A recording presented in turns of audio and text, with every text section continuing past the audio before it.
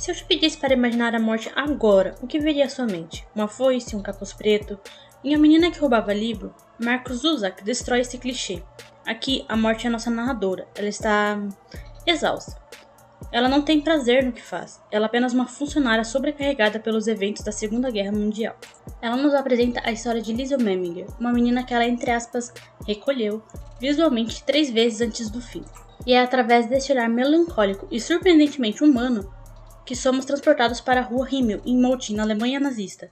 Um lugar onde o céu tem cor de ferrugem e dentes, e onde as palavras podem salvar uma vida ou condenar uma nação. A jornada de Liesl começa com uma perda devastadora. No caminho para ser entregue a uma família adotiva, seu irmão caçula, Werner, morre no trem. É no enterro dele, sobre uma neve espessa, que ocorre o primeiro roubo. Um jovem aprendiz de coveiro deixa cair um livrinho preto, o Manual do Coveiro. Liesl ainda não sabe ler, mas ela rouba aquele objeto. Por quê? Porque aquele livro era o último fragmento físico do seu irmão. Quando ela chega à casa dos Huberman, ela é uma porca, como sua nova mãe, Rosa Huberman, carinhosamente a chama entre um xingamento e outro. Rosa é rígida, boca suja, mas tem um coração de ferro que mantém a família alimentada com sopa rala e sacrifício. Mas o pai, Hans Huberman, quem muda tudo. Hans tem olho cor de prata e cheira a tabaco e querosene. É ele quem descobre o livro escondido sob o colchão de Liesl e, em vez de castigá-la, começa a ensiná-la a ler durante as madrugadas de pesadelos, usando as paredes do porão como caderno. Não podemos falar de Liesl sem falar de Rudi Steiner, o garoto com cabelos cor de limão. Rudi é a personificação da inocência desafiadora. O momento mais emblemático dele é o incidente de S. Owens. Ele se pintou de carvão e correu na pista local para ser como o atleta negro que humilhou a ideologia ariana de Hitler nas Olimpíadas de 36. A relação deles é pautada por roubos de maçãs, corridas na rua e um desejo constante de Rudi por um beijo de Liesl, que se recusa a dar. Enquanto isso, a cidade vive a histeria coletiva. O livro detalha as fogueiras de livros, onde Liesl resgata seu segundo tesouro, o Dar de Ompos, tirado das cinzas ainda quentes de uma fogueira nazista. É nesse momento que ela percebe que as palavras do Führer são que estão destruindo sua família, e ela decide que vai roubá-las de volta.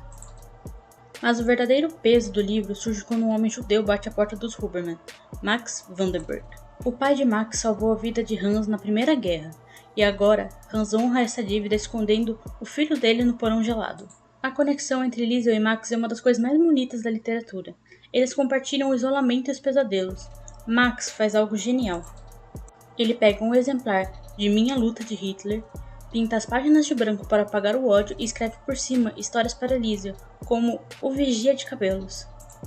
Ele transforma o instrumento de opressão em um instrumento de amor.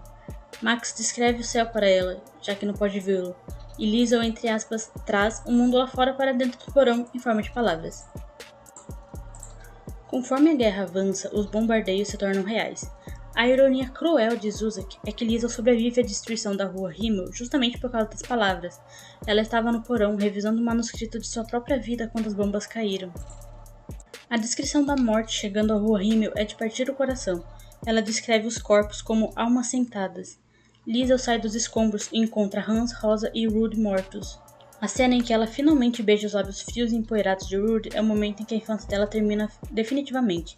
Ela abandona o livro que estava escrevendo nos destroços, e é a própria morte quem o recolhe, e o lê repetidas vezes ao longo dos anos. No final, a morte devolve o livro para uma Liesl já idosa em Sydney. A última frase que a morte nos diz é uma das mais famosas da literatura mundial. Os seres humanos me assombram. Mas por que nos assombram? Porque somos capazes de esconder um judeu no porão correndo risco de morte, e ao mesmo tempo capazes de queimar livros e pessoas em praça pública. A Menina que Roubava Livros é um lembrete de que as palavras têm poder. Elas podem ser usadas para escravizar mentes como Hitler fez, ou para libertar almas, como Liesl e Max fizeram. Se você não leu, prepare-se para ser um assombro também, mas eu te garanto, é uma assombração que vale a pena.